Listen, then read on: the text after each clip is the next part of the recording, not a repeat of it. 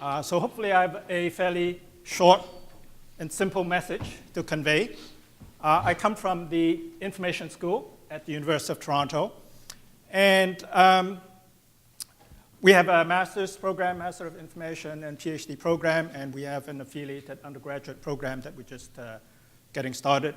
And so we're fairly new in the game for big data and analytics. We are starting a course in the spring taught by a colleague of mine. But what I'm going to talk about is not from that area, but from my participation in the research project called Business Intelligence Network, which is supported by NSERC, which is the Canadian Research Support Agency, with industry partners IBM and SAP. So even though they're competitors, they're supporting this network, and several other industry partners. So I'm going to start by referring to this article, which some of you may have noticed. And what I want to point to is that they're saying big data is not that big data is the revolution. They're saying it is the management revolution. So what they're saying is that big data and analytics will transform management. So it's not just big data is the new game, but it is going to change all of management. It's going to change how we manage organizations. Because now that we have big data, we're going to have to change the way we do things. And my message is that big data analytics will transform information systems, narrower than all of management. But all the people who do information systems, developing systems, managing data, would need to take into account this new revolution. I call it the new round of the digital revolution. So it is not just coming up with new ways of educating data scientists. It's not just figuring out what data science is. We have to figure out what is the implication for all of information systems. So I'm echoing some of the things that Peter was referring to. And we would need new skills and knowledge for all of information systems people, not just new people who have the specialized skills to deal with big data. But everybody has to adjust. And in order to do that, we need to have some new ways of thinking about what information systems are and what they do in organizations. And that's why I refer to them as conceptual foundations, new kind of conceptual models in which we take big data and analytics into account. And so it will affect all of information systems curriculum, not just adding new courses to it. So why do I think this? Well, let's look at the big data revolution.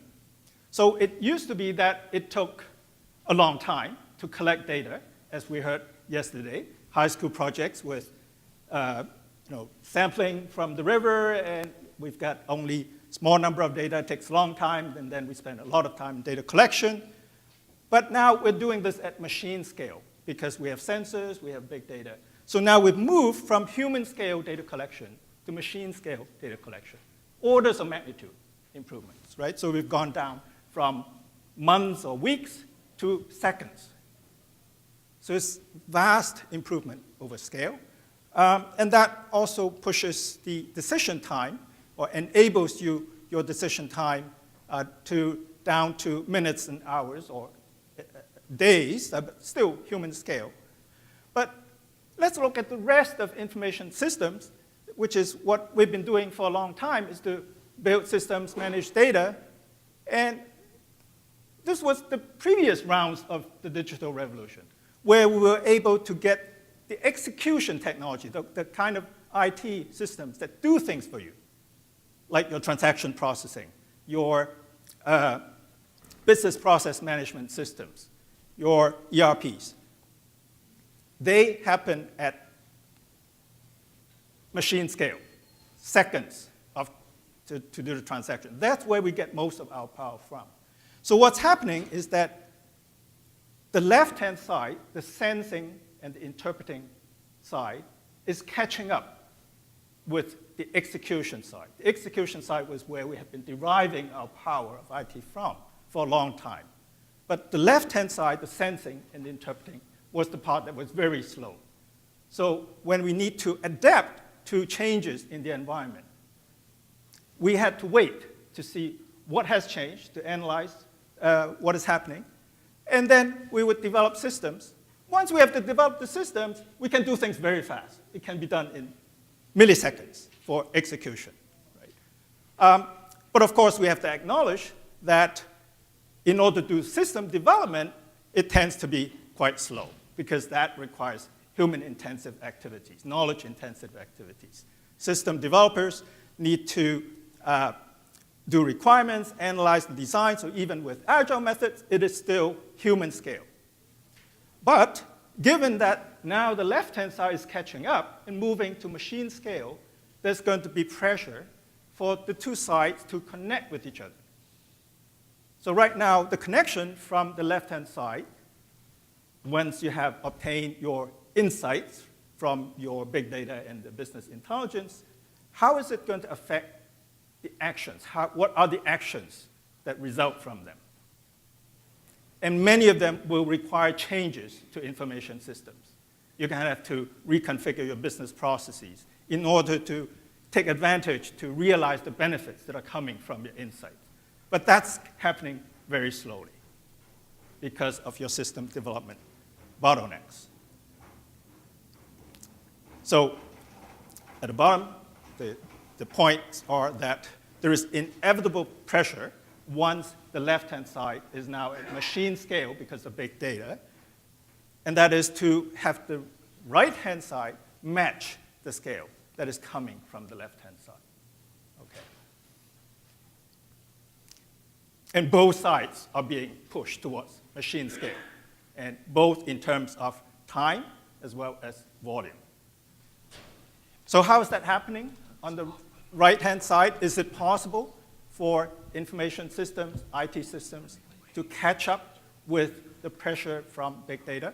Well, there are a number of technologies that are allowing systems to be more flexible compared to legacy systems, which take a long time to make changes to. Cloud computing, service-oriented computing, business process management systems, process-aware systems, content-aware systems, etc. So the kind of conceptual basis that we need are to look at this loop, that once you have sensed the environment, once you have made interpretations of it and you decide what to do, you need to connect it to the kind of actions that would result from those, and then do the monitoring to see whether you're getting the results that you want, and use data. Think of the kind of data that you need to monitor to see whether you're getting the results that you want. So you'll be asking questions, looking at your enterprise, where are these loops? Where are you looking? What kind of data are you looking at? What kind of decisions they're leading to? And then what actions they're leading to? And then how you're going to monitor the results of those actions so that you're closing the loop. Now, what are the time scale of these loops? They're going to move from the slow human scale increasingly towards machine scale, time scale, and volume. And which are the critical ones? How do you know whether they're operating effectively? Should we be reconfiguring some of these loops, combine, merge them, and so on? So what we're talking about is that we're looking at an enterprise as being adaptive architectures. And that's why we would need new skills, new way of thinking about information systems. They're not just producing output, giving input. They are part of some adaptive system. So you want to design and architect the system. And that's why it needs information systems people to have a new understanding of what it is that information systems do. They're not just transforming input to produce output. They're part of an adaptive system. And they cannot work on their own. They need to be taking the perspective of the enterprise, the business side, right? So information systems people should not just be providing the infrastructure. They need to be participating in understanding what it is that the data, the systems are contributing to the organization and the business.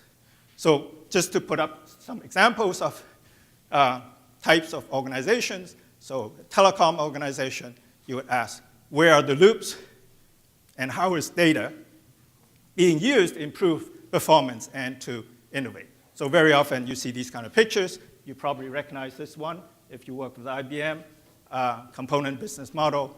Same. where are the loops? Where are the adaptation? What kind of data? At what time scale? And how are they leading to the kind of actions that would help improve your operations and a new way of doing things? So where do we get ideas for this kind of adaptive enterprise architecture from? So here are some sample areas where we are looking into to extract ideas. So I hope you will be able to contribute some. And so this is just an initial thinking. So I hope you all contribute to thinking about this. And I think even though this may be not as immediate in terms of curriculum contributions as many of the other talks, I hope that we'll all think about how do we integrate the actions resulting from the insight into what we do in big data, and to think in terms of curriculum contributions. So I can skip this slide. It's just from my research project. So we developed some kind of modeling that connects the left-hand side to the right-hand side. And here are some references. So thank you very much. I hope it's a simple message, and look forward to your feedback. All right, thank you.